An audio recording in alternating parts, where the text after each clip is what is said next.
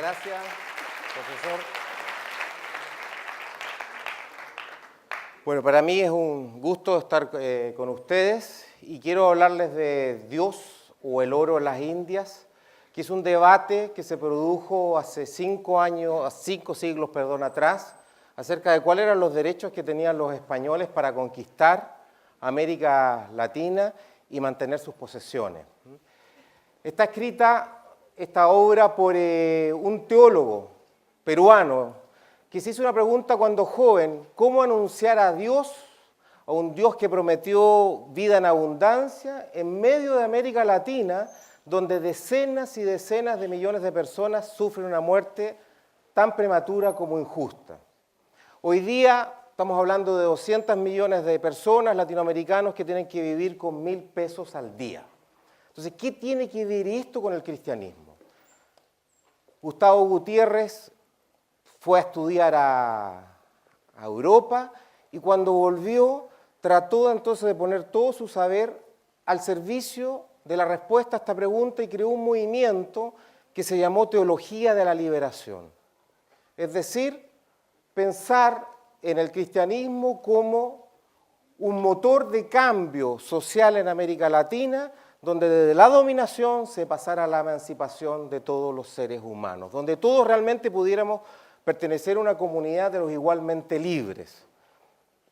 Gustavo Gutiérrez se tomó en serio el Padre Nuestro: si somos todos padres de un mismo, todos hijos de un mismo padre, somos todos hermanos y por lo tanto somos todos iguales. Y pudiendo yo creer o no en Dios, pudiendo no pecar, además ese Dios respeta mi libertad como sagrada. Entonces se trata de que en este mundo se realice esta utopía, si ustedes quieren. Entonces, ¿cómo anunciar un Dios de la vida en medio de este continente? Y para eso, este librito, 162 páginas, es parte de un proyecto mucho más global, de mucha teología y mucha filosofía para responder a esta pregunta. Y acá él aborda la tarea de presentarles a ustedes quién fue Bartolomé de las Casas, el fraile que protegió a los indígenas. Jóvenes, este es entonces podríamos decir, el contexto del texto que yo les invito a leer. Todo texto tiene un contexto. Y si ustedes no saben bien aproximarse a un libro, quién lo escribió, en diálogo con quién y contra quién lo escribió, es muy difícil que ustedes lo entiendan. Ahora, también, cualquier buena lectura y cualquier redactor de un libro tiene que saber que ustedes como oyentes, lectores, tienen un contexto que es distinto al del autor. Incluso hoy día se ha hablado de la muerte de los autores. Mire, muy interesante lo que me contó de Gustavo Gutiérrez, pero esto no tiene nada que ver conmigo y por lo tanto yo me voy a meter a este texto desde esta perspectiva. Y ustedes en esa lectura crítica van a hacer su propia lectura del texto. Ahora, se trata entonces de presentar Gustavo Gutiérrez a los frailes dominicos de hace 5 siglos atrás que valientemente lucharon por los derechos de los indígenas, y particularmente el principal de ellos que se llamó Bartolomé de las Casas. Bartolomé de las Casas se encuentra con hermanos de él. Él es un cristiano, él no duda en la bondad y en la belleza del Evangelio. Y se encuentra con que sus hermanos justifican una teología de la dominación donde hay un derecho a imponer la verdad religiosa del cristianismo, incluso por la fuerza. Y las argumentaciones que se dan, entre otras, que los indígenas son idólatras, aman dioses falsos y además son tan bárbaros que practican el canibalismo o los sacrificios rituales. Esta mala prensa, jóvenes, sigue hasta el día de hoy. ¿Ustedes vieron acá Apocalipto de Mel Gibson o no? Bueno, eso es. Típicamente es una película anglosajona, como las películas sobre la reina Isabel, donde presentan una visión del español hoy día y también del indígena como sinónimo de barbarie. Y de las Casas, le insisto, se preguntó, ¿es esta su teología? Por ejemplo, este es un jesuita, extirpación de la idolatría. Nosotros venimos a eso. Y él... Y estos jóvenes para toda la vida, si ustedes quieren tener un diálogo con una persona que piensa distinto, ustedes por favor no argumenten a partir de sus propios conceptos, sino que traten de meterse en el pensamiento de su contradictor. Pensar con los zapatos del otro, ponerse en el lugar del otro para intentar entender sus intereses y su pensamiento. Y así es mucho más fácil el diálogo y la posibilidad de que nos pongamos de acuerdo. Porque si usted a un musulmán le van a empezar a reclamar de los derechos de la mujer invocando la Virgen María, evidentemente ese es un argumento que el musulmán no va a entender. ¿Cierto? Por lo tanto, ¿qué es lo que hace Bartolomé de las Casas? Él dice, primero, yo a ustedes les digo que los idólatras son ustedes. La idolatría es mala, sí es cierto, pero los idólatras, los que aman ídolos son ustedes, no los indígenas. Su dios es el oro, la vieja idolatría. Y su método es la guerra de conquista, que es mucho más bárbara que la que practicaron los propios aztecas.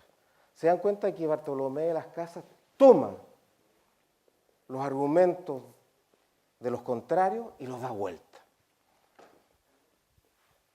Y agrega finalmente, ustedes no son cristianos, porque si fueran cristianos no estarían haciendo esto. Y además con estos métodos no van a conseguir el objetivo que están persiguiendo, que es evangelizar América. Su Dios es sanguinario, permite estas matanzas. Eran 80 millones, 60 millones, 50 millones de indígenas los que vivían al llegar los españoles. Un siglo después quedarían 10 millones, 8 millones, 9 millones. Y hay que optar. ¿Eso Dios o el dinero? No se puede servir a dos señores. Al César lo que es del César y a Dios lo que es de Dios. Esta es la historia del libro. Y se atrevió a decirle, ustedes están todos excomulgados. Y yo no les voy a dar a ninguno de esos, de ustedes, la comunión mientras ustedes no liberen a los indios. Y le dijeron, usted está loco. Usted está atentando contra el orden establecido. Usted con estos métodos nos va a obligar a los españoles a irnos. Y le tiraron al rey encima, al jefe de su congregación, los dominicos, y Bartolomé de las Casas perseveró y perseveró durante 50 años. Bueno, esto es el libro. ¿Cuántos minutos llevo, jóvenes? ¿Alguien sabe, no? ¿Qué hora es? Es que estoy sin micrófono. Lo estoy lateando mucho, ¿no? ¿No? Yo creo que sí, porque si fueran sinceros deberían estar así, obvio. Estudiante mechón de la fe, no los segundos años también.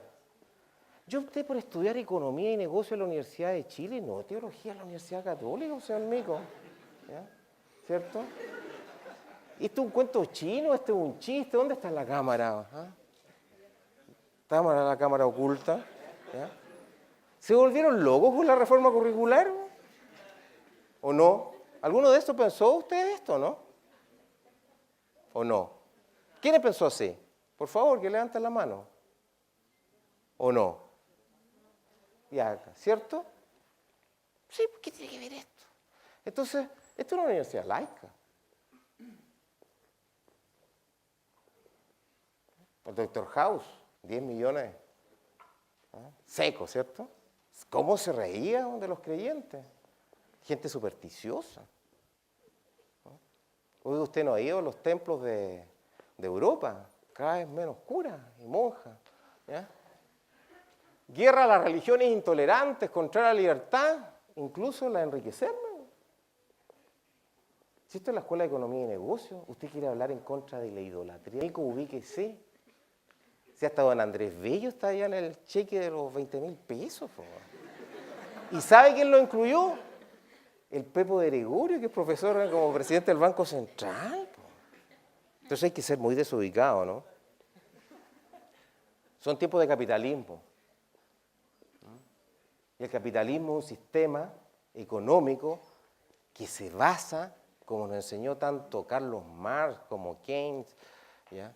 En que no se trata de producir bienes y servicios para ganar plata, para producir más bienes y servicios. Se trata de ganar plata para producir bienes y servicios para ganar más plata.